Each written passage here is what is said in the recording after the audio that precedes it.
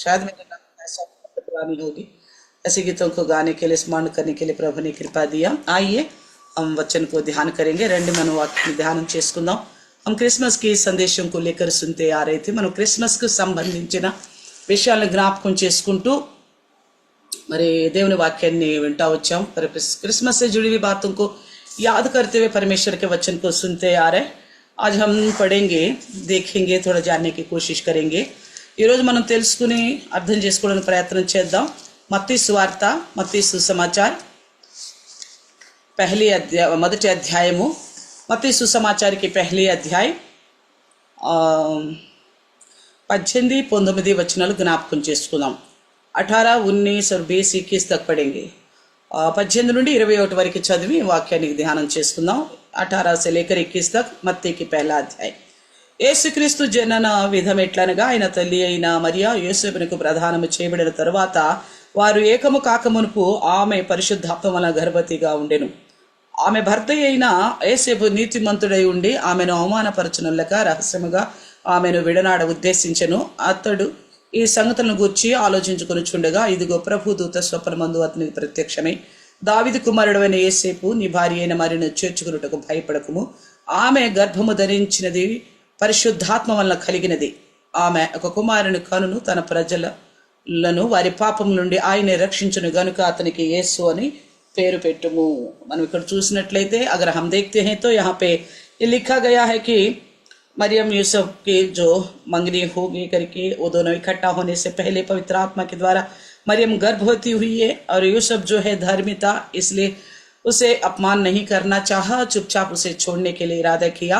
तो इसी विषय में सोच ही रहा था, इतने में उस प्रभु की दूत स्वप्न में प्रकट होकर बोलने लगे, हे दाऊद के पुत्र यूसुफ, तो अपनी पत्नी मरियम को अपने यहाँ लाने से मत डर, क्योंकि वो जो गर्भवती हुई है पवित्र आत्मा के द्वारा, इसलिए कहा कि वो एक पुत्र जिनेगी और वो अपने लोगों को उनके पापों से छुटकारा देगा, इसलिए उन्हें यीशु करके नाम रखना। ये बात यहाँ लिखा गया है। तो ये बात पढ़ते वक्त हमें थोड़ा एक दो क्वेश्चन हमारे जहन में आता है। ఈ మాటలు మనం చదివినప్పుడు ఒకటి రెండు విషయాలు మన మైండ్లోకి వస్తూ ఉంటాయి। क्या है कि यहाँ पे लिखा गया है यूसुफ और मरियम को मंगनी हो चुकी थी। ये बात तो हमें समझ में आती है। ఒకటే రాయబడుతుందంటే మరియమ్మకి అలాగే యేసేపునకు ప్రదానము చేయబడినది అని మాత్రం రాయబడి ఉంది। ఆ తర్వాత 19వ వచనం చూస్తే ఆమె భర్త అయిన యేసేపు, उसके बाद 19 वचन में देखेगा तो यानी कि मरियम का पति यूसुफ, यहाँ पे केवल मंगनी हुई है मगर पति करके बताया जा रहा है। समझ में आ रहे ना? ఇక్కడ ప్రధానం మాత్రమే చేయబడింది, కానీ ఆమె భర్త అయిన యోసేపు అని చెప్పబడుతుంది। ఈ రెండు విషయాలు చాలా మందికి కొంచెం అనుమానంగా ఉంటాయి। ఇంకా ప్రధానమే కదా జరిగింది, అప్పుడే భార్య భర్తలు ఎలా అయ్యారు? मंगनी तो हुआ केवल, फिर कैसे पति पत्नी कहला सकते हैं? इस प्रकार का डाउट भी कुछ लोगों को आती है, आना भी सहज है। అయితే ఈరోజు మనం తెలుసుకునేది ఏంటంటే, వీరు భార్యాభర్తలు వివాహం కాకుండా భార్యాభర్తలు ఎలా అయ్యారు? అయితే నీతిమంతుడైన యేసేపు ఎందుకు ఆమెను రహస్యంగా విడనాడాలనుకున్నాడు? हम इस बात की जानने की कोशिश करेंगे। ये दोनों की शादी तो नहीं हुआ, बिना शादी के लोग पति पत्नी कैसे हुए? दूसरी क्वेश्चन है तो है ताकि यूसुफ धर्मी तो फिर उसे चुपचाप मरियम को चुपचाप छोड़ने के लिए इरादा क्यों किया? ये दोनों बातों के लेकर हम थोड़ा जानकारी रखेंगे। ఈ రెండు విషయాల గురించి తెలుసుకుందాం। అయితే పరిశుద్ధాత్మ దేవుడు మనకు సహాయం చేయాలని, ఇందుని బట్టి మనం ఏదైనా నేర్చుకునే విధంగా కూడా ఉండాలని ప్రార్థన చేద్దాం। पवित्रात्मा परमेश्वर हमारा मदद करे और इसके द्वारा हम कुछ सीखने का भी पवित्र आत्मा हमारे लिए बात करने के लिए हम प्रार्थना पूर्वक सुनेंगे। उन दिनों की शादी ब्याह के विषय को देखेंगे, कैसा होता होगा थोड़ा नजर डालेंगे। ఆ దినాల్లో మరి పెళ్లిళ్ళు, వివాహ వ్యవస్థ అనేది ఎలా ఉండేది అనే దాని గురించి కొంచెం తెలుసుకోవడానికి ప్రయత్నం చేద్దాం। అప్పట్లో వివాహం పద్ధతి అనేది 3 విధాలుగా ఉండేదట। उन दिनों में ये शादी विवाह के बाद जो है 3 तरीके से किया जाता था। यानी कि एक ही शादी है, उसमें 3 విషయ होता है। పెళ్ళైతే ఒకటే కానీ దానిలో ఇంకా 2 ఘట్టాలు ఉన్నాయట వివాహానికి ముందు।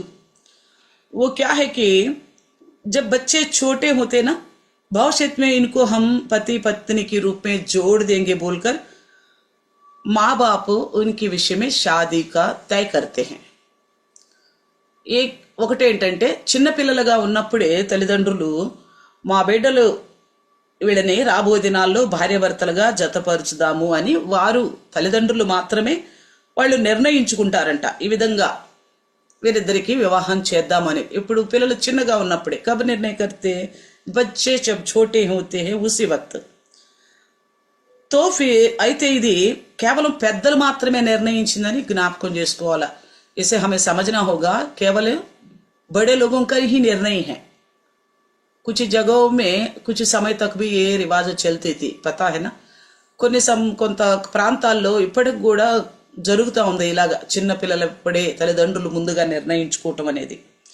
తో ఠీకే. రెండో విషయానికి వస్తే వివాహ వయసు వచ్చిన తర్వాత వారు చేసుకుంటారా చేసుకోరా అంటే ఎవరెవరినైతే జతపరిచారో వాళ్ళిద్దరు చేసుకోవటానికి ఇష్టపడతారా లేదా వాళ్ళు ఒప్పుకునే దాని మీద మాత్రమే వివాహము ఆధారపడి ఉంది. अगर हम आगे को देखते हैं तो विवाह का उम्र आने के बाद जिन बच्चों को बचपन में माँ बाप ने पति पत्नी करके आगे को हम इनकी शादी करेंगे करके तय किया था ना, इस बात के लिए क्या ये दोनों राजी होंगे या नहीं होंगे. अगर राजी हो गया वो भी एक और प्रथा है शादी का. ये 3 విషయం में ये दूसरी प्रथा है. ఒకవేళ వీళ్ళు పెళ్లికి గనుక నిర్ణయించుకుని వీళ్ళు కూడా చిన్నపిల్లనైన వాళ్ళు కొంచెం పెరిగి వయసు వచ్చిన తర్వాత పెరిగి వాళ్ళు గనక నిర్ణయించుకుంటే మేము పెద్దలు ఆశించినట్లుగానే పెళ్లికి సిద్ధమవుతున్నాము అంటే అది ఈ వివాహ వ్యవస్థలో రెండవదిగా కనపడుతుంది, రెండో ఘట్టంగా. समझ में आ रहा है. एक तो बचपन में माँ बाप तय करते हैं वो कोई स्थिर नहीं है. जब तक दूसरी प्रथा में दिखाई देती है ये जवान होने के बाद हाँ नहीं बोलते. చిన్నపిల్లలుగా ఉన్నప్పుడే తల్లిదండ్రులు నిర్ణయిస్తారు. అందులో రెండో ఘట్టం ఏం కనిపిస్తుందంటే వీడు పెద్దవాళ్ళు అయిన తర్వాత వయసు వచ్చిన తర్వాత వాళ్ళు గనక సమ్మతించకపోతే అది మాత్రము స్థిరపరచబడదు. అనగా ఈ విధంగా వివాహానికి ముందు ఇలా 2 ఘట్టాలు ఉన్నాయి. इस तरह के शादी से पहले 2 विषय था. समझ में आ गया. मगर ये दूसरे में क्या था, जो बड़ों ने जो निर्णय किया था वो बाद में जब ये जो छोटे बच्चे बड़े होने के बाद उल्लंघन किया तो उसको शादी को तोड़ भी सकते हैं. చిన్నపిల్లలుగా ఉన్నప్పుడు తల్లిదండ్రులు నిర్ణయించిన తర్వాత యవనస్తులైన తర్వాత వీళ్ళు వ్యతిరేకిస్తే దాన్ని వదిలేసుకోవచ్చంట. అది ఖచ్చితంగా కానూను చట్టపరంగా వివాహ వ్యవస్థను వ్యతిరేకించినట్లు కాదట. मासूम उम्र में माँ बाप ने तय किया, ये जवान होने के बाद इनकार करेगा तो ये कानूनन गुनाह नहीं है, क्योंकि वो जवान होने के बाद अपनी मर्जी से चाहे तो कर सकता है नहीं तो नहीं कर सकता. मगर दूसरी जो दोनों ने बड़े होने के बाद ऐलान किया ना, दूसरे రెండో ఘట్టంలో వీళ్ళు పెద్దలైన తర్వాత యవనస్తులైపోయిన తర్వాత మాకు ఈ సంబంధం ఇష్టమే, మేమిద్దరం చేసుకోవటానికి ఇష్టపడుతున్నామన్న ఆ ఘట్టం ఉంది కదా, అప్పుడు గనక వాళ్ళు ఓకే అని చెప్తే अगर बड़े होने के बाद जवान होने के बाद ये दोनों पति पत्नी बनने वाले जो है अगर राजी हो गया तो तब से इनको पति पत्नी के रूप में कानूनन भी माना जाता है.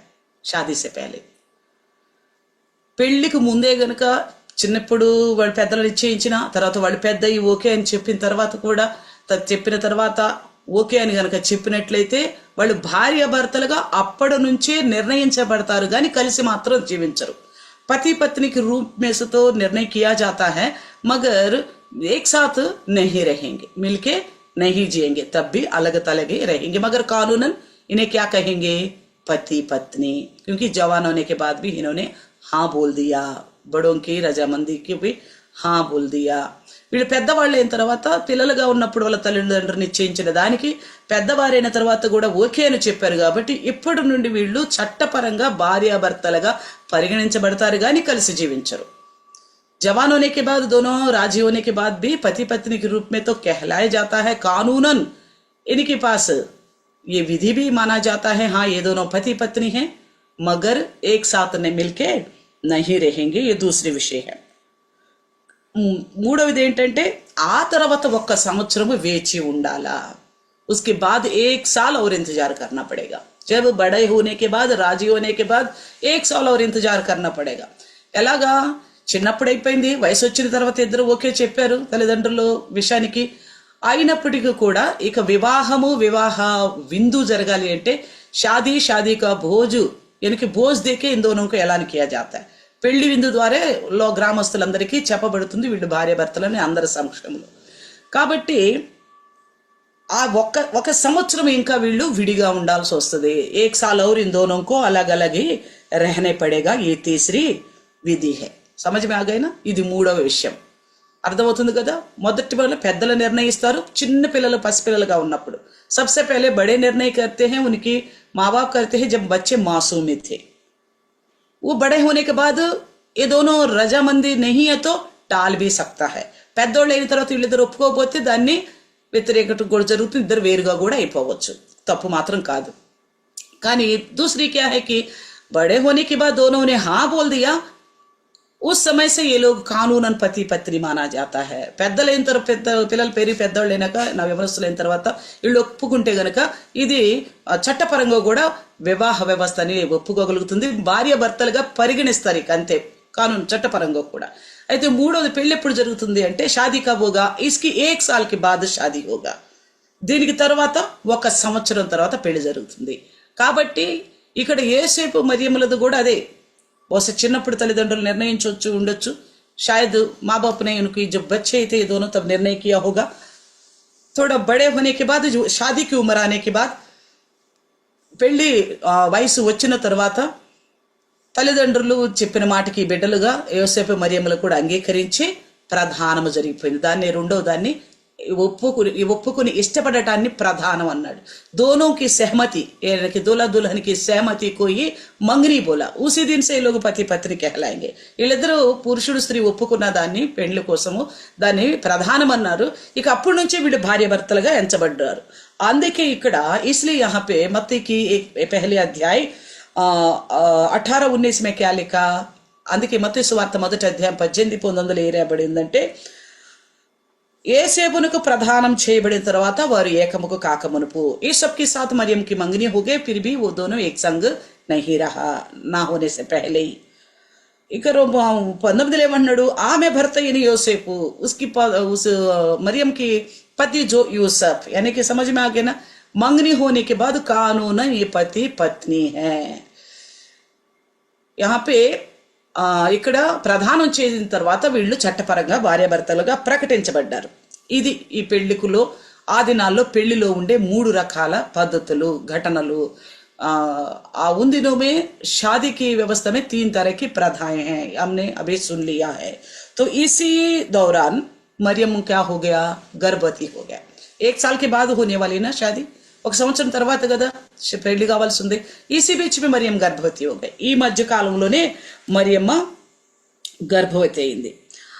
కానీ लेकिन मंगनी होने के बाद अगर गर्भवती पाई जाती है दोनों इकट्ठा होने से पहले, शादी से पहले, ये बहुत बड़ा घृणित बात है. పెళ్లికి ముందే ప్రధానమైనప్పటికీ భార్యాభర్తలుగా చట్టపరంగా ప్రకటించబడ్డప్పటికీ పెళ్లికి ముందే గనక ఆ స్త్రీ గనక గర్భవతి అయితే అది చాలా హేయమైన కార్యమట. शादी से पहले अगर वो स्त्री लड़की जो है गर्भवती होगी तो ये बहुत घृणित बात है. ये तो हमने मसीह की जन्मदिन की उस संदर्भ में उन दिनों की स्थिति को हम याद कर रहे हैं. మనము క్రీస్తు యొక్క పుట్టుక యొక్క సమయాల్లో ఉన్న ఆ వివాహ విషయంలోని వ్యవస్థను జ్ఞాపకం చేసుకుంటున్నాం. లేకిన్ in దినో May Bhi IC ప్రథా high, కానీ ఈ రోజుల్లో కూడా అలాంటి పరిస్థితులు చూస్తున్నాం. ఈ మధ్య కాలంలో బీహార్ ఎలక్షన్లు జరుగుతున్న సమయంలో బీహార్ గురించి కొంత చరిత్ర చూస్తూ ఉన్నాం మేము. इस बीच में बिहार में जो इलेक्शन हो रही थी ना, उस समय बिहार के बारे में कुछ देख रहे तो बहुत ऐसी पिछड़ा इलाका दिखाई दे रहे थे मूसार जाति का. ఆ సమయంలో చాలా వెనకబడిన జాతులు, నాకు తెలిసి మన తెలుగులో ఎలుకలోళ్ళు అంటాము, వాళ్ళు ఎలుకలు పట్టుకొని ఆ ఎలుకలు మాత్రమే తింటూ వాళ్ళ జీవనం ఇక అంతే, ఇంకా వాళ్ళకి వేరే పొలాలు కానీ వ్యవసాయం కానీ ఏమీ లేదు. ఈ మూసార్ జాతి लोगों को खेत बाड़ी कुछ भी नहीं है, उनमें अभी भी ये प्रथा चल रही है. వారిలో ఇప్పుడు కూడా ఈ స్థితి జరుగుతుందంట. ఇంకా విచిత్రం ఏంటంటే और भी अचंभा वाली बात क्या है पता है, बचपन में माँ बाप तय करते हैं. बिहार की एक गांव की बात बता रहे, మూసార్ జాతికి బీహార్లోని ఆ ఎలుకలోళ్ళు ఉన్నారు కదా, వాళ్ళ జాతిని బట్టి చెప్తున్నాను. చిన్న పిల్లలు అప్పుడే తల్లిదండ్రులు నిర్ణయిస్తారు. बचपन में माँ बाप निर्णय करते हैं, थोड़ा जवान होने के बाद मान लो 12 से या 13 आजकल के हिसाब से 12 से 13 या 15-16 के बीच में इन दोनों रजामंदी होने के बाद शादी के लिए भी 1 साल समय है. చిన్నపిల్లలుగా నిర్ణయించబడిన తర్వాత పెళ్లికి ముందు ప్రధానం చేయబడేది. కొంచెం పెద్దోళ్ళు అయ్యారు, 12 నుండి 16 సంవత్సరాల మధ్యలో ఇద్దరు కూడా ఒప్పుకున్నారు. అయితే తో ఫిర్ ఏ బిల్కుల్ ఇతనా గలత్ వ్యవస్థ హైకి ఎంత చెడ్డ పరిస్థితులు ఉన్నాయంటే అక్కడ వివాహానికి ముందే ఆ పాపని అత్తగారింటికి పంపించేస్తారంట. షాదీ సే పహలే ఉస్ లడ్కీ కో ససुराल में भेज देते, वहां पे तौर तरीका सीखेगी बोलकर అక్కడున్న వాళ్ళ అత్తగారింటి పరిస్థితులను అక్కడ పద్ధతులన్నీ నేర్చుకుంటుందని పంపుతారంట.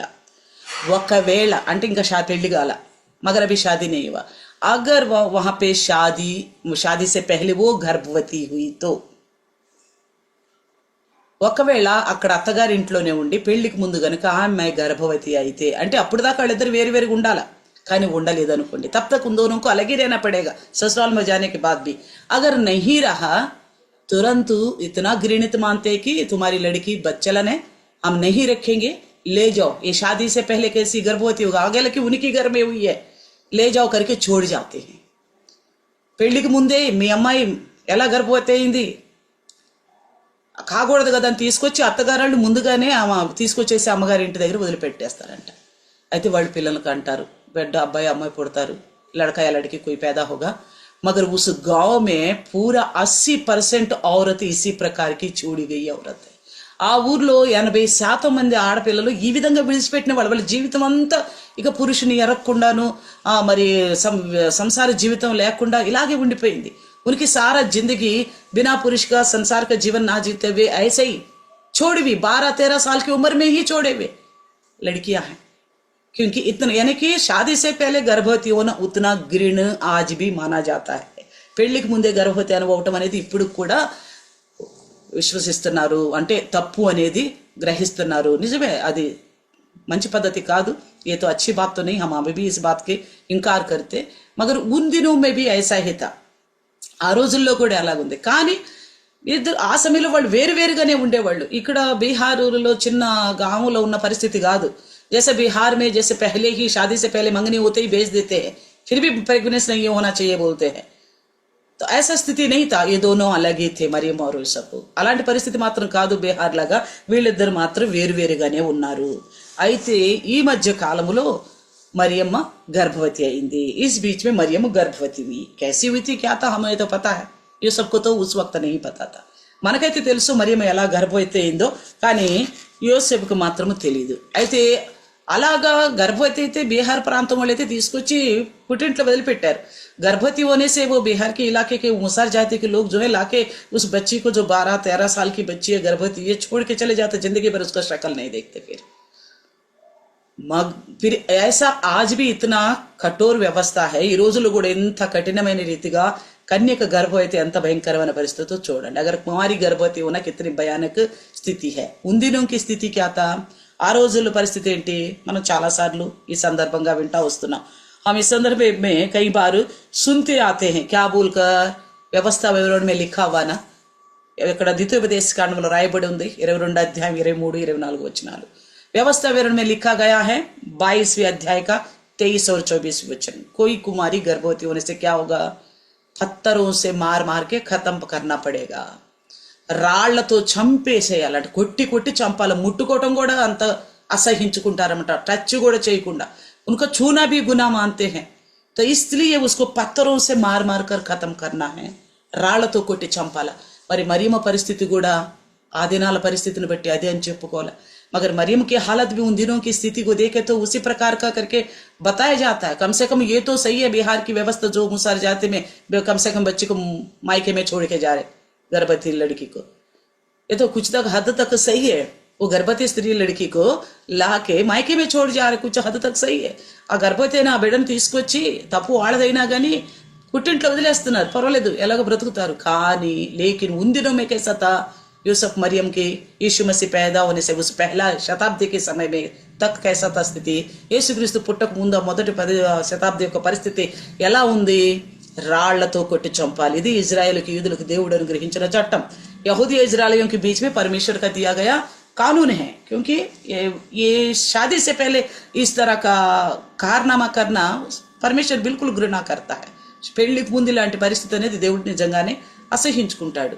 కానీ లోకరక్షకుడిని పాపము లేనివాడిగానే ఈ లోకానికి పంపించాలి. मगर उद्धारकर्ता यीशु मसीह को बिना पाप का ही संसार में भेजना है. बिना पाप का भेजने के लिए मनुष्य तो सभी की सभी पापी है. పాపం లేకుండా ఎవరైనా ఎలా పుట్టగలరు ఈ లోకంలో? అందరూ మనుషులందరూ పాపులే కదా.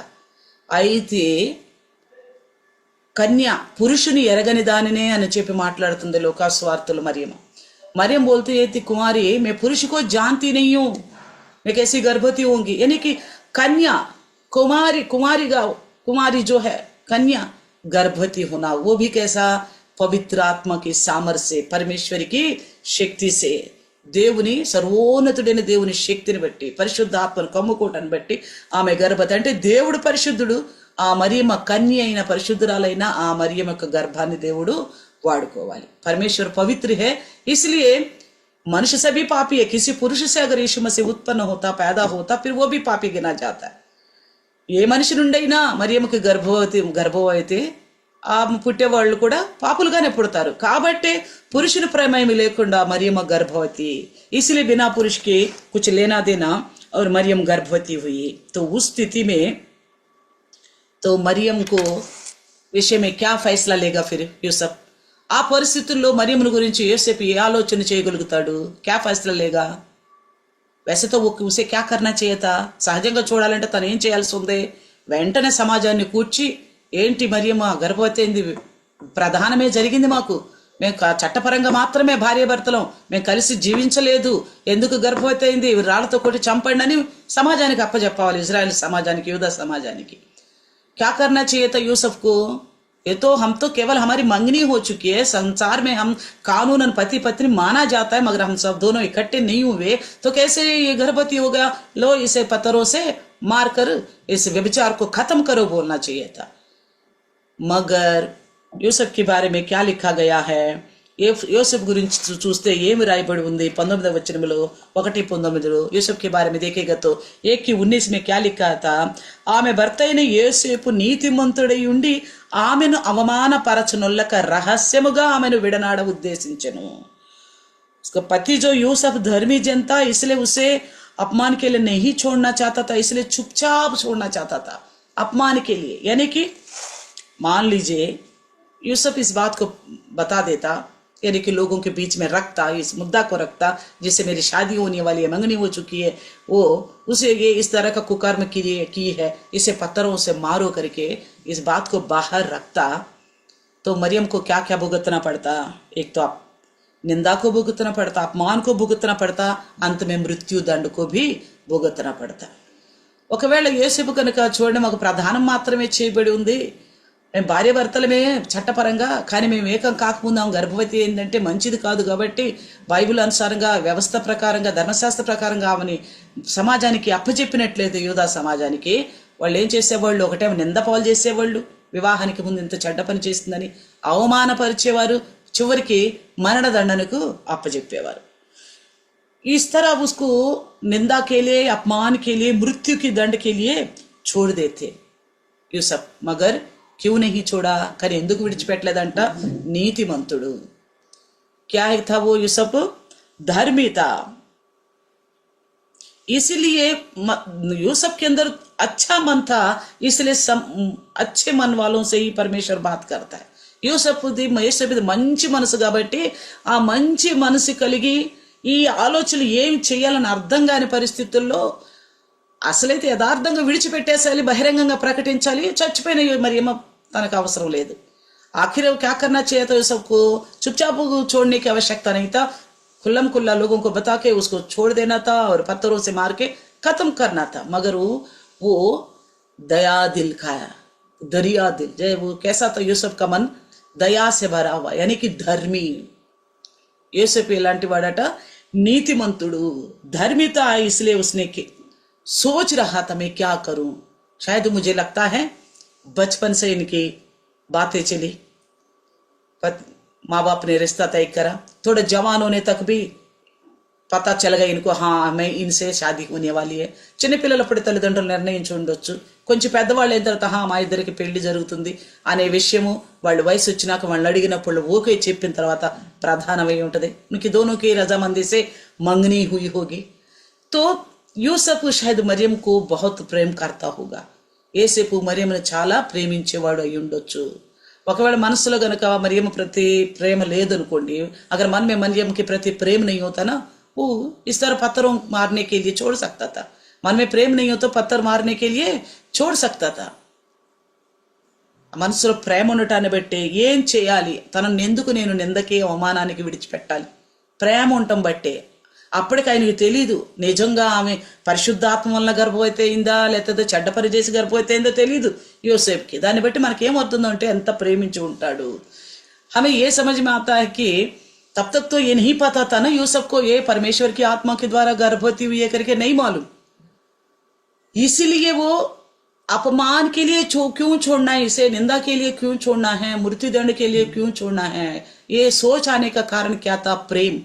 एक प्रेम आने से उसके ऊपर तरस आ गया. एक प्रेम आने से ఒక్క ప్రేమ అనేది ఉండటాన్ని బట్టే తన మీద ఆ యొక్క మరియమ్మ మీద దయ అనేది కలిగింది. అందుకేమనుకున్నాడు, మౌనంగా చుప్చాపు చూడదేకి మెల్లగా ఎవరికి తెలియకుండా రహస్యంగా విడిచిపెడదాము. అంటే ఇంకా పెళ్లి గురించి ఒక సంవత్సరం ఎదురు చూసి తర్వాత చేసుకోవాల్సిందే, దాని గురించి ముందడుగు వేయొద్దు. यानी कि शादी के लिए 1 साल रुककर उसके बाद करना था ना, इसके लिए आगे कदम नहीं उठाना.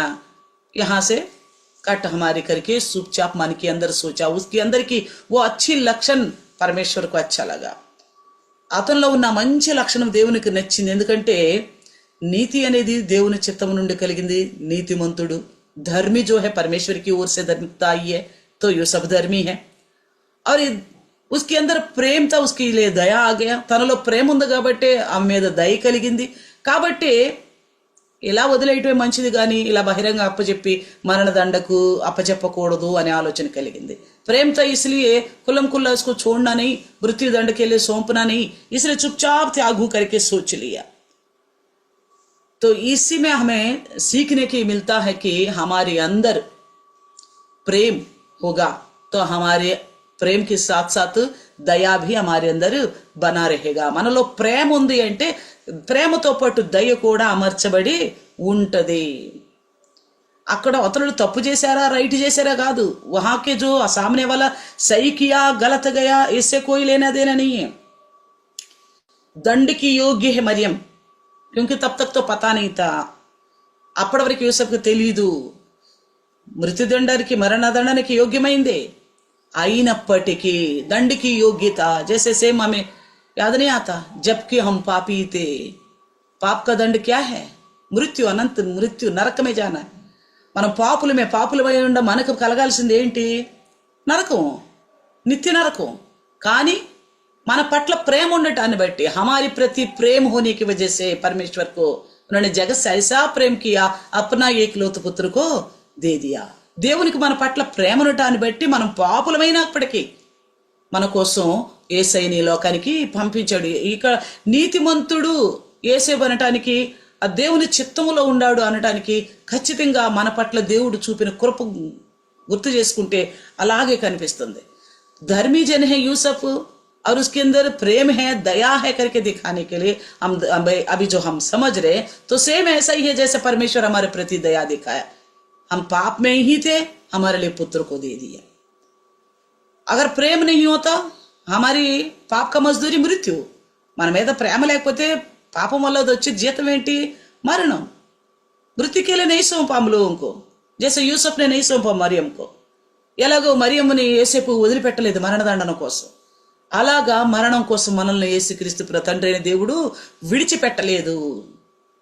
ఈ చిన్న ज्ञानम मनक कलिगी उंटे छोटी सी ज्ञान हमारे अंदर रहेगा तो हम भी लोगों की प्रति शायद सामने वाला गुनाहगार क्यों ना हो, ఒకవేళ ఎదుటివారు పాపులైనప్పటికీ చెడ్డవారైనప్పటికీ అది మన కుటుంబీకులైనా సంఘస్థులైనా ఇరుగు పొరుగు వారైనా చెడ్డవారైనప్పటికీ हमारी कलिशा के सदस्य क्यों ना हो, परिवार के सदस्य क्यों ना हो, या तो घर के आसपास के लोग पड़ोस क्यों ना हो, फिर भी हमारे अंदर क्या होना चाहिए?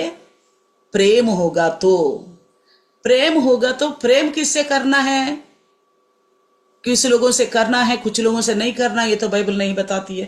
బైబిల్ ప్రేమ కొంతమందిని ప్రేమించండి కొంతమందిని ప్రేమించబాకండి చెప్పదు, శత్రువులను కూడా ప్రేమించమంటది బైబిల్ ప్రేమ। बाइबल की प्रेम क्या बताती है, शत्रुओं से भी प्रेम करो। फिर हम शत्रु है ना, पाप की वजह से हम सब परमेश्वर की बैरी हो गए।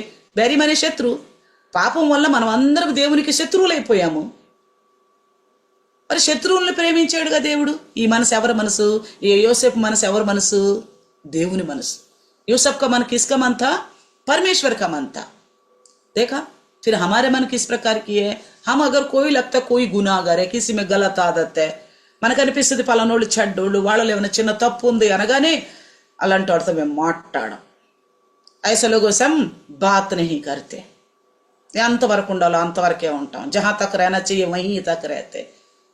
అంటే అర్థం ఏంటి, इसका मतलब क्या है, हमारे अंदर प्रेम नहीं है।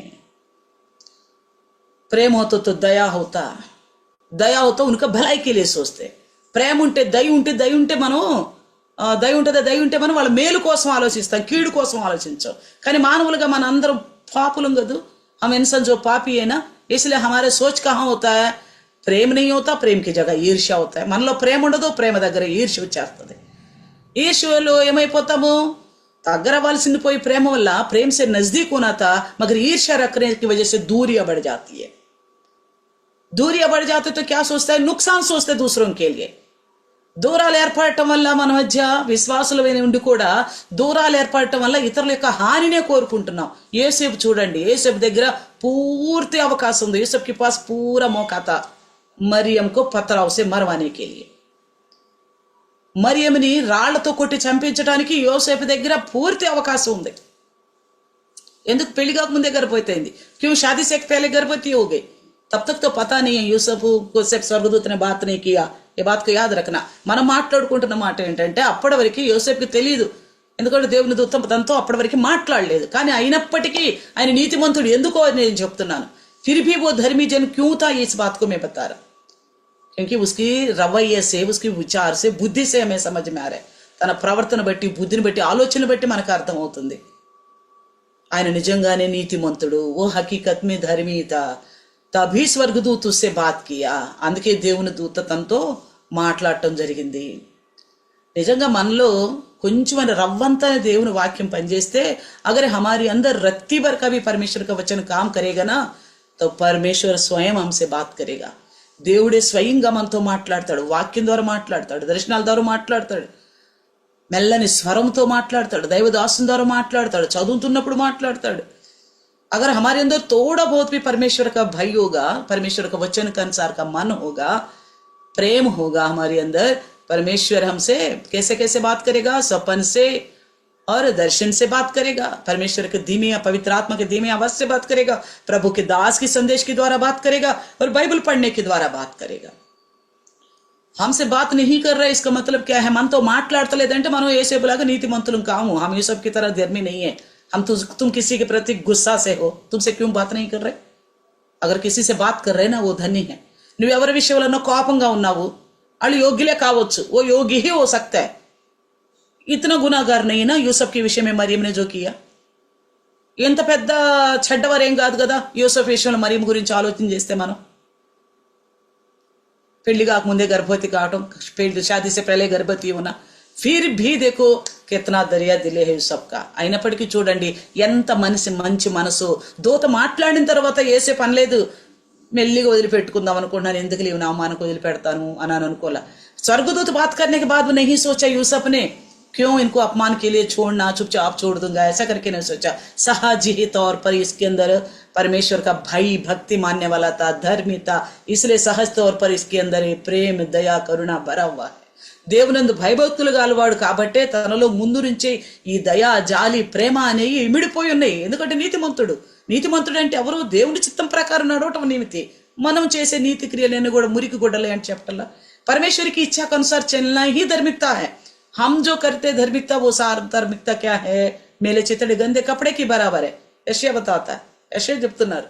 కాబట్టి మనలో గనుక దేవుని చిత్తం రవ్వంతన్న ఉంటే, నాతోనే వాక్యం ద్వారా మాట్లాడాడు దేవుడు అనిపిస్తుంది। हमारे अंदर रत्ती भर भी परमेश्वर का इच्छा के अनुसार चलने का लक्षण होगा, तो वचन के द्वारा परमेश्वर हमसे बात करेगा, बोलेगा आप मेरे से ही बात किया. अगर नहीं तो क्या बोलोगे?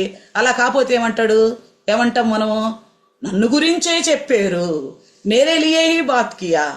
ఎవరైతే దేవుని యందు భయభక్తులు ఉన్నారో వాళ్ళు ఏమంటున్నారు తెలుసా? పాస్టర్ గారు నా గురించి దేవుడు మాట్లాడాడండి, पास्टर माँ ना गुरिंची దేవుడు మాట్లాడు. जिनको परमेश्वर का भय है, धार्मिकता में चलने की इरादा है, वो लोग वचन सुन के क्या बात कर रहे पता है? पास्टर जी, पास्टर माँ, मेरे लिए ही परमेश्वर ने आपके द्वारा बात किया. वो धर्मी यूसुफ की तरह, వాళ్ళు నీతిమంతులు యోసేపు లాగా उन्हीं लोगों से बात करेगा. ఎలాగా యేసుక్రీస్తు ప్రభుల వారు వాక్యం చెప్తారు కదా, मसीह यीशु ये वचन बताता ना, जिनके पास है उन्हीं को ही दिया जाएगा, जिनके पास है ही नहीं वो भी ले लिया जाएगा. యేసుక్రీస్తు ప్రభుల వారు ఏం చెప్తారు? ఎవరి దగ్గర అయితే ఉందో వాళ్ళకి ఇంకా ఇవ్వబడుతుంది, లేని వాడి దగ్గర ఉన్నది కూడా తీసేస్తాడంట. ఎవరైతే మేము విశ్వాసులు అనుకుంటారు, సరైన నీతి లేదు, సరైన మరి ప్రేమ లేదు, సరైన దయ లేదు అనుకోండి, जो धर्मी समझते हैं अपने आप को, ढंग की धार्मिकता नहीं है, परमेश्वर की इच्छा के अनुसार का धार्मिकता नहीं है, प्रेम नहीं है, दया नहीं है, ऐसे लोगों से क्या करेगा परमेश्वर? नन्नु गुरिंचे माట్లాడారు आनंगाने ఉన్న భక్తి పోయా, मेरे लिए है ही बात किया करके सोचा, इसका मतलब जो था भक्ति वो भी चला गया. నాతో దేవుడు మాట్లాడాడు, యేసపుతో మాట్లాడాడు దేవుడు, యూసఫ్ से बात किया परमेश्वर ने. हाँ, స్వర్గదూత कौन है? దేవుని దూత ఎవరు? వార్తాహరుడు, దేవుని సందేశాన్ని మోసుకొచ్చి అందించేవాడు. స్వర్గదూత कौन है? परमेश्वर के संदेश को लाके पहुंचाने वाला है. परमेश्वर की बात ही बताए वो सबको. अभी वचन कौन है? हमसे बात करता है. वचन ఎవరు? మనతో మాట్లాడుతున్నవాడు, వాక్యమైన దేవుడు. हमसे बात कर रहे. इस संदर्भ में हमें जानने की, हमें अच्छी तरह कहानी याद रहती है. మనకు మంచిగా చక్కగా కథలాగా గుర్తుంటుంది. పెళ్లికి ముందే మరియమ్మ గర్భవతి, యోసేపు నీతిమంతుడు, విడిచిపెట్టడానికి అవమానంగా అని ఎందుకులే అని చెప్పి మౌనం విడిచిపెడతాం అనుకున్నాడు. అది మాత్రమే మనకు తెలుసు. हमें बस इतना ही पता है, वो शादी से पहले मरियम मंगनी होने के बाद गर्भवती हुई, सब धर्मी था इसलिए अपमान नहीं करना चाहा, चुपचाप छोड़ना चाहा, स्वर्गदूत बात किया, बस. मगर पेपर रखेंगे ना 100 के 100 మార్క్స్ आएंगे. ఒకవేళ పేపర్ పెడితే గనక, ఎగ్జామ్ పెడితే గనక 100కి 100 మార్కులు వచ్చేస్తాయి. కానీ ఎందుకు దేని దేవుడు పెట్టాడు, ఎందుకు మనం ఎదుట ఉంచాడు? क्यों परमेश्वर ने हमारे सामने रखा? धर्मी యూసఫ్ का लक्षण को क्यों रखा गया? యూసఫ్ యొక్క లక్షణాన్ని ఎందుకు ఇక్కడ రాసి ఉంచాడు? ఇక్కడ పరిస్థితి ఏంటి? ఆఖరి यहाँ का हालत क्या है? हमें इससे क्या मिलता है सीखने के लिए? దీనివల్ల మనకు నేర్చుకోవడానికి ఏం దొరుకుతుంది? तो आज ब्रदर ने सडनली बम जैसा खबर बताया, मैं बाहर जा रहा हूं, तुम वचन बताओ. अभी आधा घंटा पहले, అరగంట ముందన్నారు నాకు బయటకు వెళ్తున్నాను, వాక్యం చెప్పాను. బబులు స్వీటీ వాళ్ళు వచ్చారు, వాళ్ళు గుళ్ళకు లెక్క వేయడానికి. बबलू स्वीटी आए गुल्ला को गिरने के लिए. मैं नहीं बैठी आज उनके साथ, वचन लेके बैठ गया. मैं प्रभु मैंने बोला सोचा क्रिसमस का ही संदेश बताऊं. ప్రభా క్రిస్మస్ గురించి చెప్పాలనుకున్నాను ఈ దినాల్లో, ఏం చెప్పాలి ఇప్పుడు సడన్ గా, क्या बताऊं, सडन याद नहीं आ रहा. फिर मैंने ऐसे घुमाया बाइबल को.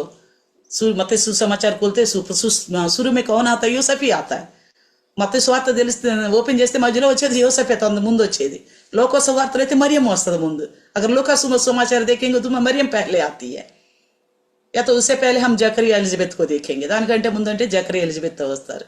కానీ ఇక్కడ మత్తయి సువార్తలో యూసఫ్ రాగానే ఆలోచన చేసి చదవంగానే నిజమే ఈ రెండు క్వశ్చన్లు కదా. हाँ सच बात है, ये दोनों क्वेश्चन है. क्या क्या है क्वेश्चन? शादी से पहले ये पति पत्नी कैसे गिना गया? పెళ్లికి ముందు వీళ్ళు భార్య భర్తలు ఎలా ఎంచబడ్డారు? అర్థమైంది కదా, समझ में आगे ना क्यों कहा जाता है ये बड़े होने के बाद रजामंदी करते हैं, यानी कि ओके बोलते हैं ना, कानूनन पति पत्नी. शादी नहीं हुआ, 1 साल के बाद शादी को बोझ होगा. పెళ్లి అవ్వలేదు కానీ పెద్దవారే ఓకే అన్న తర్వాత వాళ్ళు చట్టపరంగా భార్య భర్తలు అప్పుడే వివాహం సంవత్సరం తర్వాత వివాహ భోజనం. కానీ మా భార్య భర్తలు అంటారు విడనాడాలి అంటే మాత్రం ఖచ్చితంగా విడాకులు ఇచ్చే పరిస్థితి. అప్పుడు छोड़ना चाहता तो चुपचाप तलाक देके छोड़ना पड़ता है. యూసఫ్ जैसा सोचे ना चुपचाप रहूंगा, ऐसा नहीं चलेगा. तब యూసఫ్ ఎలా అన్నాడు, నేను మౌనంగా ఉండిపోతాను, అవమానపరచకుండా మెల్లిగా వదిలేస్తాను అంటున్నాడు కదా. అలాంటి ఉండాల్సిన పరిస్థితులు కాదు. क्योंकि पति पत्नी गिना गया, माना गया कानूनन, భార్య భర్తలకు ఎంచబడ్డారు చట్టపరంగా. ఈ సందర్భంలో మనం ఏం నేర్చుకుంటున్నాం? इस संदर्भ में हम क्या सीखते हैं? हर बार क्रिसमस में हम यही संदेश घूम फिर के यही सुनते जाते हैं. మన ప్రతి క్రిస్మస్ లో ఈ సందర్భాలు మాటి మాటికి వింటూ ఉంటాం. అయితే ప్రతిసారి ఏదో ఒకటి పరిశుద్ధాత్మ దేవుడు మనతో కొత్తగా మాట్లాడతాడు. हर बार पवित्र आत्मा परमेश्वर हमारे लिए कोई ना कोई बात नया सिरे से बात करता है। आज हमसे क्या बात कर रहे हैं? यूसुफ का कैसा धर्मी है, उससे हमें क्या सीखना चाहिए, యోసేపు ఎలాంటి నీతిమంతుడు, అతని నుండి మనము ఏమి నేర్చుకోవాల్సిందో ఇదేనా పరిశుద్ధాత్మ దేవుడు మనతో మాట్లాడుతున్నాడు। అగర్ హమ్ దయా కి బారే మే బాత్ కరేంగే, మనం దయను గురించి మాట్లాడితే మరి రోమా పత్రిక 12:10లో అంటాడు, ఒకరినొకరితో అనురాగం కలిగి ఉండండి। ప్రేమ, అనురాగం అంటే ప్రేమ। रोमा पत्री 12:10 में लिखा है, एक दूसरे से मेल मिलाप सा, यानी कि प्रेम दया से भरा हुआ होना चाहिए। और उसके बाद पहला कोरिंथी 13:4 में देखेगा तो మొదటి కొరింథీ 13:4లో కూడా చూస్తే ప్రేమ యందు దయను అమర్చుకొనుడి అంటాడు। प्रेम में दया के बारे में वहां लिखा गया। प्रेम होता, दया होता। यूसुफ मरियम के प्रति प्रेम रखता था, इसलिए दया आ गया, इसको मृत्यु दंड के लिए क्यों छोड़ूं। యోసేపు మరియమ్మను ప్రేమించాడు కాబట్టి ఈ ప్రేమలో ఏమొచ్చింది? దయ వచ్చింది గనక ఎందుకు విడిచిపెట్టా? దేవుడు మనల్ని ప్రేమించాడు కాబట్టి ఎందుకు వీళ్ళని నరకాన్ని పంపించాలి, నా కుమారుడు పంపించి వీళ్ళ పాపాలుగా ప్రాయశ్చిత్తం జరిగిస్తే సరిపోద్ది కదా అని దయ చూపాడు మన పట్ల। परमेश्वर हमें हमारे ऊपर गुस्सा करके हमें नरक में भेजना था, मगर प्रभु ने हमसे प्रेम करके क्यों इन्हें नरक में भेजना, दया दिखाया, अपना पुत्र को भेजकर हमारे लिए उन्हें क्रूस पर चढ़ाया और हमें धर्मी बनाया। ये प्रेम होने से दया होती है। ప్రేమ कौन है? परमेश्वर प्रेमी स्वरूप है। परमेश्वर प्रेम है। ప్రేమ అంటే ఏంటి? దేవుడు ప్రేమ ఉన్నాడు, ప్రేమ స్వరూపి। ప్రేమ होगा तो दया होगा। ప్రేమ ఉంటే మనలో దయ ఉంటుంది। एफएससी की पत्री, एफएससी की लिखी पत्री 4:32 में भी देखेगा तो एफएससी రాసిన పత్రిక 4:32 గనక చూస్తే एफएससी का 4:32 में देखेगा तो यहाँ पे देखिए क्या लिखा है। 4:32లో ఏం రాస్తుందంటే, ఒకని ఎడల ఒకడు దయ కలిగి కరుణా హృదయులై క్రీస్తునందు దేవుడు మిమ్మును క్షమించిన ప్రకారం మీరును ఒకరినొకరు క్షమించుడి। क्या लिखा गया है 4:32 में? एक दूसरे के प्रति दया और अनुग्रह के हृदय हो तुम्हारी, और मसीह यीशु में परमेश्वर ने तुम्हें कैसा क्षमा किया है, तुम भी एक दूसरे से क्षमा करो एक दूसरों को। यानी कि प्रेम होगा तो दया होगा, दया होने से क्षमा आएगा। ప్రేమ ఉంటే దయ వస్తుంది, దయ ఉంటే క్షమిస్తాం। సంఘంలోనే సరే, ఇంట్లోనే సరే, బయటనే సరే, घर में हो, कलिसिया में हो, बाहर क्यों ना हो, अगर वो नहीं होगा तो क्या करेंगे हम? प्रेम नहीं है तो वो परमेश्वर का नहीं है। ప్రేమ లేకపోతే వాడు దేవుని వాడు కాదు। ప్రేమ ఉందని ఎలా నిర్ధారిస్తాం? ప్రేమ है करके कैसा हम साबित करेंगे? प्रेम का लक्षण हमारे अंदर है, अगर दया हो तो। దయ ఉంటేనే ప్రేమ ఉన్నట్టు। అగర్ దయా హే కరికే కబ్ హమ్ సాబిత్ కరేంగే? దయ ఉందని ఎలా చెప్పగలుగుతాం? క్షమించే లక్షణం ఉంటేనే దయ ఉన్నట్టు, లేకపోతే లేనట్టే। क्षमा करने वाला लक्षण हो तो दया है, नहीं तो नहीं। परमेश्वर ने हमारे पापों को क्षमा करने का दया दिखाया। दया इसलिए दिखाया, वो प्रेम करता था। దేవుడు మనల్ని క్షమించే మనసు ఉంది, ఎందుకంటే ఆయన మన పైన దయ చూపించాడు, దయంతో చూపించాడంటే ప్రేమ కలిగి ఉన్నాడు కాబట్టి। इसलिए हमारे अंदर भी यही एक दूसरे के प्रति दया और तरस और क्षमा होनी चाहिए। మనం కూడా ఒకరి పక్కన ఒకళ్ళము దయా ప్రేమ। అప్పుడే శరీరపరంగా మరియమ్మ గర్భాన యేసుక్రీస్తు పుట్టి యేసేపు తండ్రి కనబడ్డాడు చూడండి। तभी शरीर की भाव पर यीशु मसीह मरियम के गर्भ में पैदा हुआ और पिता गिना गया यूसुफ। हम भी आत्मिक तौर पर मसीह को पैदा करने वाले हैं। अगर हमारे अंदर प्रेम, दया, क्षमा वाला गुण होगा तो, మనలో గనుక ప్రేమ, దయ, క్షమ అనే గుణం ఉంటే గనుక మనం కూడా యేసు క్రీస్తుని జనించిన వారము, శిశు ప్రసూతి కలిగిన వారము, శిశువును కన్న వారము। हम भी शिशु को पैदा करने वाले हैं। शिशु को पैदा करने से उनकी गुनाह क्षमा कर दिया जाएगा। శిశు ప్రసూతి ద్వారా రక్షించబడతారు, ఉద్ధార పాయేగా, యేసుక్రీస్తుని కలిగిన వారమే కాబట్టి కాబట్టి మనం రక్షణ పొందిన వారమే। यीशु को हमने अपनाया है, यीशु हमारे अंदर है, इसका मतलब हम उद्धार में हैं।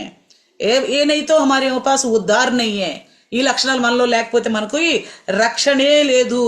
ఇంకోటి చూడండి, और भी देखो कोलसी का 3:12 में देखिए, कोलसियों का 3:12, కొలసీలకు రాసిన పత్రిక 3:12 చూస్తే, కాగా దేవుని చేత ఏర్పరచబడిన వారును పరిశుద్ధులను ప్రియులైన వారికి తగినట్లు మీరు జాలిగల మనసును, దయాళత్వమును, వినయమును, సాత్వికమును, దీర్ఘశాంతమును ధరించుకొనుడి. ये क्या कहता है? इसलिए तुम परमेश्वर के द्वारा चुने गए हैं और पवित्र और परमेश्वर के योग्य है बच्चे हो, तो तुम्हारे अंदर तरस वाला मन हो, दयालु हो तुम, और नम्रता हो, दीनता हो और धीरज हो तुम्हारे अंदर.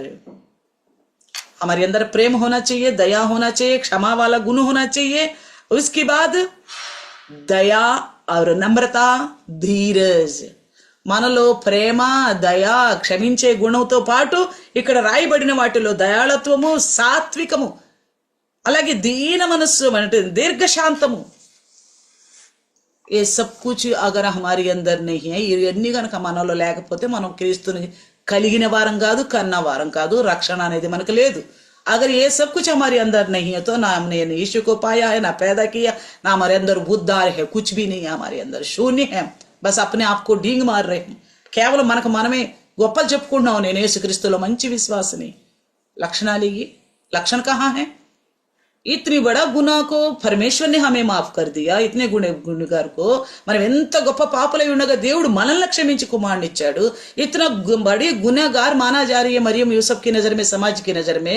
ఎంత పెద్ద తప్పు చేసిన స్త్రీలాగా మరియమ్మ కనిపిస్తుంది సమాజం కంటికి, యోసేపు కంటికి. అయితే యోసేపు ఆమెని క్షమించాడు, కారణం ప్రేమించాడు. यूसुफ ने उन्हें क्षमा कर दिया. कारण क्या है? उन्हें प्रेम किया. अगर कुछ बातों को हम स्मरण करेंगे, स्मरण समय खत्म हो रहे, సమయం అయిపోతుంది కాబట్టి కొన్ని విషయాలు మనం జ్ఞాపకం చేసుకుందాం. इसी प्रकार दूसरे पत्रस का पहला अध्याय 5 से लेकर 7 तक का कुछ विषय देखो, उसमें अच्छे लक्षण, सद्गुणము ఎన్ని కూడా రాయబడి ఉంటాయి. दूसरे पत्रस का ये पहले अध्याय 5 से लेकर 7 तक देखेगा तो उसमें सद्गुण की बात, अच्छी लक्षण, ये सब उद्धारकर्ता को पैदा करने वाला, अपनाने वाला, के हृदय में होने वाला लक्षण है. ఇవన్నీ కూడా రక్షకులను కలిగి ఉన్నాము అని అనుకుంటున్న ప్రతి ఒక్కళ్ళలో ఉండాల్సిన లక్షణాలు. ఏమైనా రాసుకోండి. 2 పేతురు 1:5-7 వరకు. दूसरा पत्रस 1:5 से लेकर 7 तक. इस विषय में और कोई किसी के अंदर हमने ऐसा लक्षण देखा क्या? యూసఫ్ కి అందరి देखा है क्या? ఇలాంటి లక్షణాలు ఇంకెవరిలోనన్నా చూసామా? కేవలం లేక యేసులోనే మాత్రం కనపడుతున్నాయి దయగలిగిన లక్షణాలు. ఇదే అవసరం కాదు. ఖచ్చితంగా నువ్వు చేసుకోబోయేవాడు ఏదో ఇలాగే చేసి ఉండాలి అనే ఉద్దేశం కాదు. ऐसा नहीं है जिनसे तुम्हारी शादी होने वाली है, ऐसा हो तभी मैं क्षमा करूंगा. बड़े बुद्धिमान लोग भी होते, అక్షర को అక్షర के रूप में लेते. చాలా సమజ్దారులు అనుకుంటారు కొంతమంది అక్షరాన్ని అక్షరంగానే తీసుకుని అలాంటి ఆలోచనలే కలిగి ఉంటారు. అది కాదు మనం ఆలోచించాల్సింది. हमें सोचना वो बात नहीं है. ऐसा दया रखने वाला मन, हम सबको पता है यूसुफ के बारे में. कौन सा यूसुफ? యాకోబు పుత్రుల में से 11 पुत्र था యూసఫ్. యాకోబు కుమారులు 11 కుమారుడైన యూసఫ్. వాళ్ళ అన్నదమ్ములందరూ ఎంత బాధ పెట్టారో యూసఫ్కు తెలుసు. उनके भाइयों ने कितना उनको दुख दिया उसे पता है. जब ये मंत्री बन गया और उनके भाई लोग आ गया, ఎప్పుడైతే తన ప్రధానమంత్రి అయ్యాడో, తన సహోదరులు వచ్చారో, తిరిగి వాళ్ళని ఇంటి తన దగ్గరికి తెప్పించుకున్నాడు. फिर से उन्हें पूरा कुणबा को अपने पास बुलाया. कहता तुम और तुम्हारे बच्चे सुख चैन से मेरे पास निश्चिंत रह सकते हो, क्योंकि यहाँ पे अन्न है, जहां तुम रह रहे वहां अन्न नहीं है.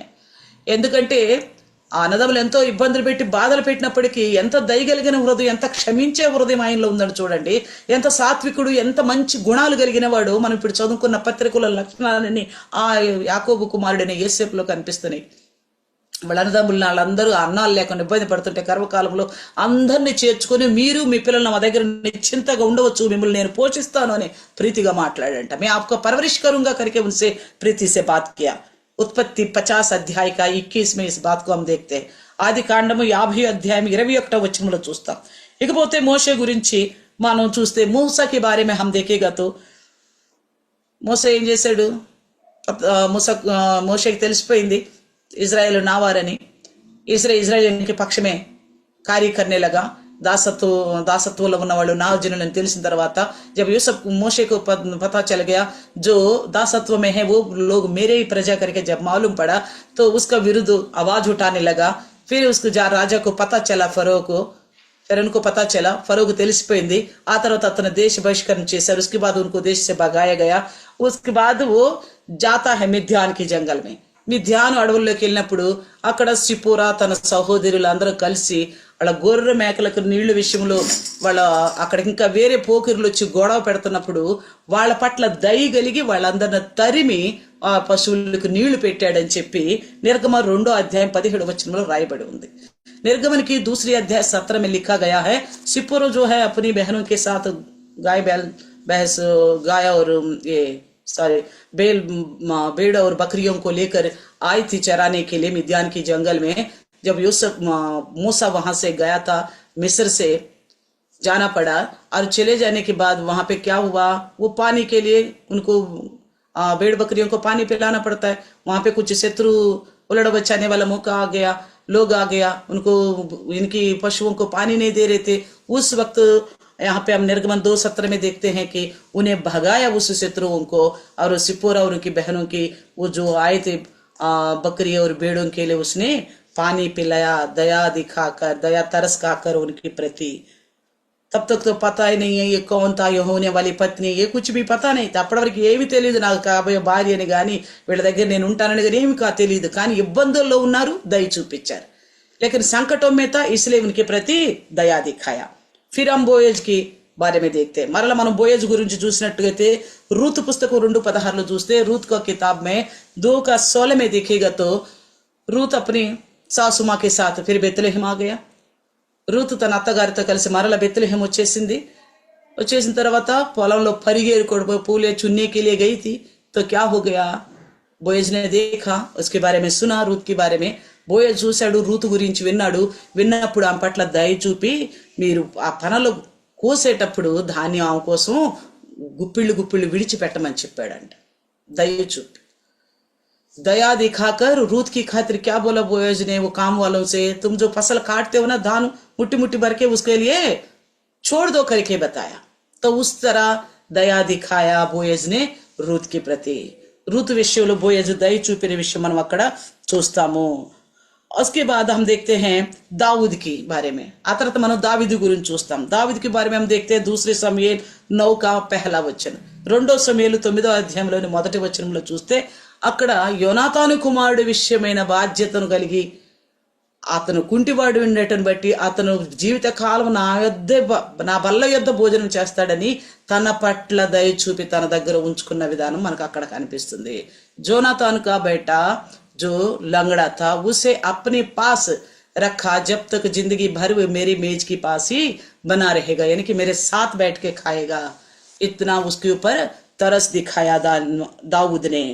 और उसके बाद हम देखेंगे अच्छी सामरे, यीशु मसीह के नया नियम में आने के बाद కొత్త నిబంధనలోకి వచ్చిన తర్వాత మంచి సమరయుడి గురించి మనకు తెలుసు। లూకా సువార్త 10:34, लूका सुसमाचार 10:34 में देखते तो एक को घायल पड़ा हुआ, 2-4 जनों ने देखा, चला गया, कौन कौन लेवी యాజకు सब देखकर चला गया। ఒక అతను గాయాలు తగిలి పడిపోయి ఉన్నప్పుడు చూశారు, లేవీలు చూశారు, యాజకులు చూసి అందరూ వెళ్ళిపోయారు। కానీ మంచి సమరయుడు, మంచి వ్యక్తి పోయి ఒక వ్యక్తి వెళ్తున్నాడు ఆ మార్గాన, అతను గాయాలతో పడినడు చూసి వాళ్ళు పట్టించుకోలేదు, నాకెందుకు అనుకోకుండా తన కర్తవ్యాన్ని నెరవేర్చాడు। తన పట్ల మంచి ప్రేమ శ్రద్ధ చూపి తనను బాగు చేసి ప్రయత్నం చేసి తనకు కావలసిన అన్ని అవసరతలు తీర్చాడు। अच्छी समरे को हम देखते हैं कि जो घायल होकर पड़ा तो उसके बारे में उसके पास गया, उसको देखा, उसकी जरूरतों को पूरा किया, मलम पट्टी लगाया, दवाइयाँ दिया, ले जाके सराय के कोने में रखा और उसको खाने पीने का सब व्यवस्था किया, उसकी भलाई के लिए काम किया। तो यीशु मसीह ने बताया था दृष्टांत, कौन अच्छी पड़ोस है, कौन अच्छे सामरे, एवरो मंची समरेयुडु, एवरो अच्छी पड़ोसी कौन है। यीशु मसीह ने दृष्टांत दिखाया, यानी जिसके अंदर ये दया आने के लिए प्रेम, अगर प्रेम दया होगा तो क्षमा आएगा, क्षमा आएगा तो धीरज मिलेगा, नम्रता आएगा और सद्गुण अच्छे गुण आएगा। दया यानी कि प्रेम होने से दया होने से और क्षमा भी करेंगे दूसरों को, क्षमा करने वाला मन मतलब नम्रता से व्यवहार करेंगे, रूडली बात नहीं करेंगे, नम्रता से व्यवहार करेंगे, धीरज दिखाएंगे और अच्छी लक्षण होंगे, మంచి లక్షణాలు కలిగి ఉంటారు। और उसके बाद हम देखेगा तो यहाँ पे जेल की अधिकारी को हम देखते हैं, चरसाला नायकुడు दरोगा పౌలుస్ చీలస్ को बंद करके रख देते हैं। పౌలుస్ చీలను బంధించి పెడతారు, సువార్త విషయంలో బంధకాల్లో ఉంటారు। వాళ్ళు దేవుని స్తుతించినప్పుడు ఆ బంధకాలను తొలగిపోయినప్పుడు जब परमेश्वर को स्तुति कर रहे, सारे बंधन टूट गए, तो उस वक्त वहां पे दरों का क्या कर रहा था? वो अपना आपको पहले घात करने कया మొదటైతే తనకు తానే గాయాలు చేసుకోవాలనుకున్నాడు. తర్వాత వీరిని తీసుకెళ్లి ఎవరిని పౌలు శీలను తన ఇంటికి తీసుకెళ్లి వాళ్ళకి గాయాలు కడిగి పరిచర్య చేశాడంట. దయా దిఖాయా, तरस दिखाया, उनको घावों को धोकर పరిచర్య किया है. फिर आखिरी में देखिएगा तो చివర్లో చూసినట్లయితే అపోస్తల కార్యం 28:2 చూస్తే प्रेरितों का काम 28:2 में देखेगा तो अन्य जाति लोग हैं वहां पे. ये జైలాధికారి भी अन्य जाति, అన్ని జనులు అక్కడ ఉంది, జైలుకు అధికారి కూడా. ఇక్కడ प्रेरितों की काम 28:2 में देखिएगा तो పౌలుస్ वहां पे कैसा गया. పౌలు గారు మన అపోస్తల 20 చూస్తే ఎలా పోయారు? వాళ్ళ నావ కొట్టుకుని పోతా ఉంది, బంధకాల్లో ఉన్నాడు పౌలు, ఆయనతో పాటు ఇంకా చాలా మంది ఉన్నారు. వాళ్ళు ఒక ద్వీపం దగ్గరికి వెళ్ళిన తర్వాత అక్కడ పోతే అక్కడ ఒక ప్రాంతానికి చేరుకున్నారు వాళ్ళు. उनकी नाव तो जहाज तो आंधी तूफान की वजह से उधर उधर डगमाता हुआ गया और पौलुस बंधकों में था, उसके साथ और भी कुछ भी लोग थे. वहां पे एक द्वीप है, उस द्वीप का नाम मिलिते करके लिखा गया. అక్కడ ఒక ద్వీపం ఉంది, దాని పేరు मालते करके लिखा गया, मालत करके शायद लिखा गया हिंदी में, తెలుగు में तो मिलिते करके लिखा गया है. तो అక్కడున్న అనాగరికులు అంటే వాళ్ళకి నాగరికత తెలియదు. 28:2 में वहां पे जो रहने वाले लोगों को नागरिकता पता नहीं है, ऐसे मूड इंसान जैसे हैं, उन लोगों ने भी इनको अपनाकर उनके साथ इतना अच्छा व्यवहार किया, उन्हें अपनाया करके लिखा गया यहाँ पे. వాళ్ళంతా అనాగరికులుగా ఉన్నప్పటికీ ద్వీపవాసులు మాకు చేసిన ఉపకారము అంతా ఇంత కాదు. ఎలాగనగా అప్పుడు వర్షము కురిచు చలిగా ఉన్నందున వారు నిప్పులు రాజుబెట్టి మమ్మల్ని అందరినీ చేర్చుకునిరి. उन्होंने इतना हमारी आदरण किया, इतना अपनाया. पौलुस बोल रहे वो मिले थे कि लोग कैसा अपनाया हम लोगों को. हम तो भागे हुए कैदी समझो, वो जहाज टूट गया, हम एक इस द्वीप में आ गए. मिलते प्रांत है, अन्य जाति लोग हैं वहां पे. यहाँ मसीह लोगों के अंदर तरस नहीं है, दिक्कतों में परेशानी में जो लोग तो अपनाने का मदद करने का मन नहीं है. ఇక్కడ మన విశ్వాసులైన వారిలో, క్రైస్తవులను పడగొడుతున్న వారిలో దయ లేదు, ప్రేమ లేదు, క్షమ లేదు. ఎవరైనా సహోదరులు అన్నవారు ఇబ్బందుల్లో ఉంటే ఆదుకోవాలన్న ఆలోచన లేదు. ఎవరి మట్టికి వాళ్ళు హ్యాపీగా బతకటం, లేకపోతే ఎప్పుడైనా చేస్తుంటే మేము చాలా చేసాం ఒకప్పుడు అని చెప్పుకోవటం. और कभी किया तो हमने बहुत अच्छा बहुत ज्यादा किया, फलाना लोगों के लिए बोलना, इसी में संतुष्ट हो जाते हैं, అందులోని సంతుష్టిగా ఉండిపోతున్నారు. కానీ అన్ని జనులైన వారు, లేక అన్ని జాతి यहाँ पे अन्य जाति होते हुए देखो उनकी नागरिकता उन्हें पता नहीं है, उन्हें कुछ आता पता नहीं, बुद्धि समझ भी ढंग के उनके पास नहीं है. फिर भी उन्होंने इतना परिचर्य किया पौलुस और उसके साथी लोगों की खातिर. అయినప్పటికీ పౌలు గారికి తనతో ఉన్న ఖైదీలందరినీ చేర్చుకొని వాళ్ళకి ఉపచారం చేశారంట. వర్షంగా ఉంది, చలిగా ఉందని చక్కగా మంటేశారంట, చలి మంట వాళ్ళ కోసం. చూడండి, ఎనికి దయా, ఎనికి మరి అందరు లక్షణ కి బారే మే మనలో ఒక మంచి దయ అనే లక్షణం ఉండాలి. ఆ లక్షణం ఉండబట్టి యోసేపు इस प्रकार की लक्षण दया होने की वजह से यूसुफ ने अच्छा सोचा मरियम के बारे में. అందుకే నీతిమంతుడు. మరియం కి బారే మే अच्छा सोचा इसलिए धर्मिता, మంచి ఆలోచన చేశాడు కాబట్టి నీతిమంతుడు. యోగ్యురాలే మరియమా. అప్పుడు తనలో ఉన్న అపోహను తొలగించడానికి तब उसके अंदर की जो सोचता तब भी अच्छा सोच रहे, सोचना था उसका विरुद्ध, इसलिए परमेश्वर का अच्छा लगा, परमेश्वर ने बात किया. అందుకే దేవుడు తనతో మాట్లాడేమని, నువ్వు ఆమెను ఇంట చేర్చుకోవటానికి భయపడవద్దు, ఆమె గర్భవతి అయింది పరిశుద్ధాత్మ వలన. तुम्हें उसे अपना घर में लाने के लिए मत डरो, क्योंकि वो पवित्र आत्मा के द्वारा गर्भवती हुई है. देखा, परमेश्वर ने उससे बात किया और बल दिया. क्या बोला? जो पैदा होगा वो पवित्र होगा, परमेश्वर का पुत्र होगा, और क्या करेगा? वो अपने लोगों को पापों से छुड़ाएगा. उसका नाम యేసు రక్కనా. ఆయన పాపులను పవిత్రులుగా చేస్తాడు కాబట్టి, రక్షిస్తాడు కాబట్టి ఆయనకి యేసు అను పేరు పెట్టు. అప్పుడు ఏం చేశాడు యూసఫ్? उस वक्त यूसुफ ने क्या किया? तुरंत मान लिया. जो अपमान निंदा मरियम के होने वाली थी, उस अपमान निंदा अपने ऊपर भी ले लिया. ఏ అపమానం నిందలైతే మరియమ్మకు కలగబోతున్నాయో ఆ అపమానంలో తను కూడా పాలిభాగస్తుడైపోయాడు. ఇప్పుడు అందరూ అంటారు కదా యోసేపుని, అవి सभी लोग बोलेंगे यूसुफ ये क्या पागल है, निकम्मा, इतना अंधा होगा प्यार में, शायद बोला होगा. ఏంది నిజంగానే నిశ్చితార్థమైనంత మాత్రాన, పెద్దలను చిన్నప్పటి నుంచి అనుకున్న మాత్రాన, గర్భవతి అయితే కూడా ఎంట పెట్టుకుని పోవాలా, వీడికి బుద్ధి లేదు, వీడు మగోడు కాదు, ఎన్నో అని ఉండొచ్చు. ये मर्द नहीं है, इसका बुद्धि नहीं है, अकल कहाँ गया।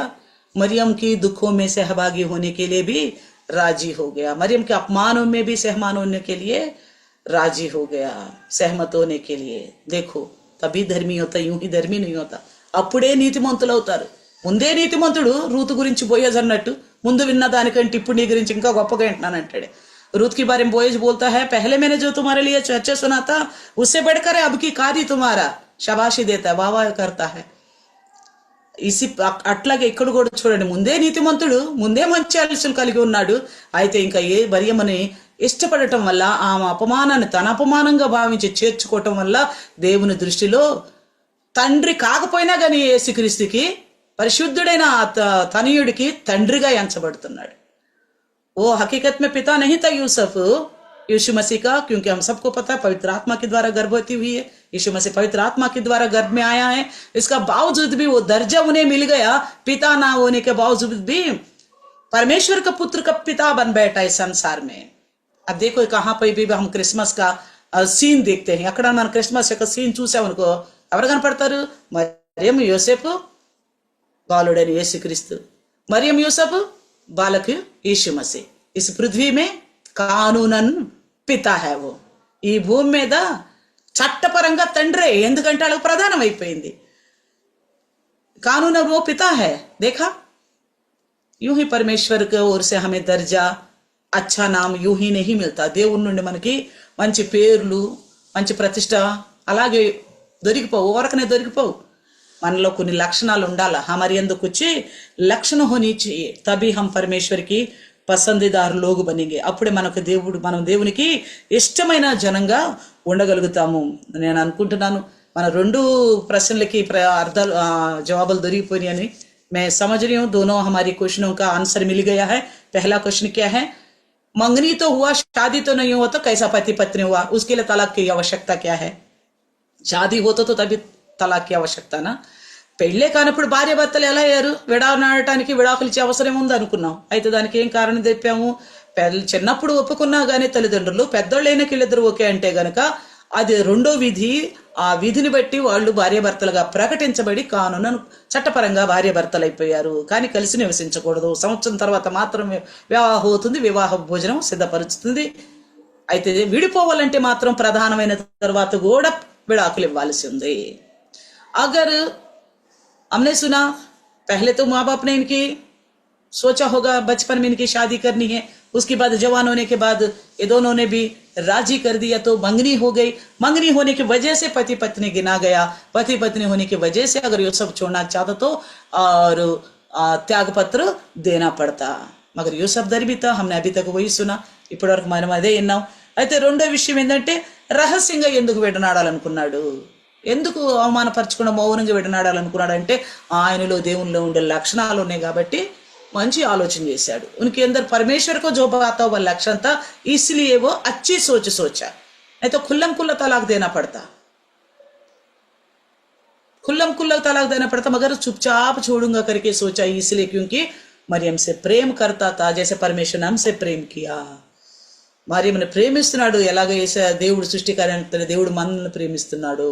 तो उसके पीछे हमने कई सारी लक्षण हमारे अंदर होने का सुना है, उन्हें अपनाए. उनके बारे कुछ और लोगों की भी सुना है जिन्होंने ऐसा अच्छे दया वाला लक्षण रखा है. దీని విషయంలో మనకు కొన్ని మంచి లక్షణాల గురించి విన్నాం. ఏదైతే యోసేపులో ఉన్నాయో దేవుడు మన పట్ల చూపిన లక్షణాలు, అలాగే కొంత దయగలిగిన వారు చేసిన కార్యాలను కూడా జ్ఞాపకం చేసుకున్నాం. ఇవన్నీ కూడా మనలో ఉండాలని. ఏ సబ్ కుచ్ హమారే అందర్ హోనే కే లియే తబీ హకీకత్ కా క్రిస్మస్ బన్తా హై హమ్ బనానే సే. మనం నిజంగా అప్పుడే మన క్రిస్మస్ చేస్తే అది నిజమైన క్రిస్మస్ దేవుని దృష్టిలో. లేకపోతే పండగ క్రైస్తవులమే. అగర్ ఏ మన నియమ మరి అందరు మనలో ఈ విధమైన మనసు లేదనుకోండి, కేవలం పండగ చేసే క్రైస్తవులే, పరలోకి పోయే క్రైస్తవులు మాత్రం కాదు. पर्व बनाने वाला मसीह है, परम राज्य में जाने वाला मसीह नहीं बनेंगे फिर. इसलिए परमेश्वर का लक्षण हमारे अंदर बने रहे. దేవుని లక్షణాలు మనలో కలిగి ఉండాలి. యూసఫ్ లాంటి మంచి చరిత్ర, మంచి ఆలోచన, మంచి తలంపు, మంచి ప్రేమ, దయ మనలో ఉండాలి. యూసఫ్ की तरह अच्छी सोच, अच्छी विचार, अच्छा दया और प्रेम हमारे अंदर रहे, तब हमारे अंदर यीशु मसीह पैदा हुआ. అప్పుడే మనలో యేసుక్రీస్తు పుట్టాడు. ఆయనలో అంత మంచి లక్షణాలు ఉన్నాయి కాబట్టి పరిశుద్ధుడైన దేవుని కుమారుడికి భూమి మీద తండ్రిగా ప్రతిష్ఠించబడుతున్నాడు. పవిత్ర यीशु मसीह को, पवित्र परमेश्वर का पुत्र को इस पृथ्वी पर वो पिता बताया जा रहा है, कानूनन पिता है यूसुफ, यूं ही पिता नहीं है। देखो अगर हमारे अंदर ऐसी बदलावट की విచార్ హో, మనలో కూడా అట్లాంటి మంచి మారు మనసు కలిగిన జీవితం మనలో ఉందనుకోండి, మనకు కూడా మంచి ప్రతిష్ఠిత కలిగిన వారిగా, దేవుని దృష్టిలో ఎంచబడ్డ వారిగా ఉంటాం. हम भी अच्छे नाम कमाए हुए और परमेश्वर की नजर में चुने हुए लोग होंगे. आइए చిన్న ప్రార్థన, छोटी सी प्रार्थना करेंगे. రండి చిన్న ప్రార్థన చేసుకుందాం. ये सर्व सृष्टिकर्ता परमेश्वर आपको धन्यवाद प्रभु जी. सर्व सृष्टिकर्త అయిన తండ్రి నీ పాదాలకు వందనాలు ప్రభా. ఈ క్రిస్మస్ సందర్భంలో యేసుని బట్టి అనేక మాటలు నేర్చుకునే కృపనిచ్చారు. इस क्रिसमस के संदर्भ में प्रभु जी इस सब के लेकर कई बातें सोचने के लिए, अपने प्रभु जी जानने के लिए, प्रभु जी सीखने के लिए मौका दिया प्रभु. धन्यवाद. सच्ची में कोई भी बहाना क्यों ना हो, నిజంగా ఏ సాకైనా చాలు ప్రభా, నీ వాక్యం ఎదుట కూర్చుంటే చాలు, నువ్వు మాట్లాడే ప్రేమ అన్న గొప్ప మనసు కలిగిన దేవుడివి प्रभु. हम सच्ची में छोटी सी बहाना चाहिए आपके सामने बैठने के लिए, बस आप इतना अच्छा मन रखते, हमारे प्रति प्रेम को दर्शाता है, दया को दर्शाता है, हमसे बात करता है सुधारने के लिए प्रभु जी. आज के समय पर जो आपने बातें की, इन बातों को हमारे हृदय में रखने के लिए सहायता करें. మాతో ఈ సందర్భంగా మాట్లాడిన మాటలో హృదయంలో చెరగని ముద్రగా నిలిచిపోవటానికి సహాయం చేయండి. యేసయ్య పుట్టాడు, లోకంలోకి వచ్చాడు అన్న సాక్ష్యం కంటే నాలో పుట్టాడు, నాలో ఉన్నాడు చూడండి अने చెప్పగలిగే సాక్ష్యం ఉండడానికి సహాయం చేయండి. यीशु मसीह आए हैं, इस दुनिया में आए हैं करके बोलने से बेहतर प्रभु जी मेरे अंदर है, देखो मेरे अंदर यीशु के लक्षण, इस तरह दिखाने वाला मसीह हम सब बन सके प्रभु. काम प्रभु पैसे विधि के तौर पर हम गुनाहगार है, విధి రాత ప్రకారం చూస్తే మేము నాయన పాపులమై ఉన్నాము. కానీ ప్రభా ఇదిగో తండ్రి, మీరు మాకు ఇచ్చిన కృపను బట్టి, యేసయ్యలో మాకు ఇచ్చిన కృపను బట్టి మేము పరిశుద్ధుల దర్జాలోకి వచ్చాం. यीशु मसीह के द्वारा जो कृपा मिली, हम पवित्र लोगों के दर्जे में पहुंच गए प्रभु. इसे हम ना खोए, దీన్ని మేము పోగొట్టుకోకుండా ఆయన మంచి లక్షణాలతో బ్రతకటానికి, పరిశుద్ధతో బ్రతకటానికి సహాయం చేయండి. अच्छे लक्षणों से, पवित्रता से जीने के लिए सहायता करें. दया वाला मन, प्रेम वाला मन होने के लिए सहायता करें. దయా ప్రేమ కలిగి ఉండటానికి సహాయం చేయండి. దీర్ఘశాంతము, వినయము, సాత్వికము కలిగి ఉండటానికి సహాయం చేయండి. धीरज और नम्रता होने के लिए और तरस वाला मन होने के लिए सहायता करें प्रभु. क्षमा करने की मन होने के लिए मदद करें. క్షమించే మనసు మాలో ఉండేటట్లు కృప చూపండి प्रभु. నువ్వు కృప చూపావు, మాకు అందుకే తెలియపరచావు ప్రభు. आपने कृपा दिखाया इसलिए हमें बताया. कर्तव्य बनता है आज से हम कैसा रहना चाहते हैं, हमारे ऊपर डिपेंड है प्रभु जी. మా కర్తవ్యం మేము ఎలా ఉండాలనుకుంటున్నాం, ఇది మా మీద ఆధారపడి ఉంది. అయితే మంచి ఆలోచనలు, తలంపులతో మేము నడిచేటట్లు కృప చూపమని, अच्छी सोच और विचारों से बढ़ने के लिए कृपा करें. हमारे द्वारा अच्छा क्रिसमस के पर्व बने, మా ద్వారా మంచి క్రిస్మస్ పండుగ జరగటంలో కృప చూపమని యేసు के नाम से प्रार्थना मांगते हैं. యేసు నామములో అడుగుచున్నాము తండ్రి, ఆమేన్ ఆమేన్. అందరికీ వందనాలు. सबको प्रेज द लॉर्ड.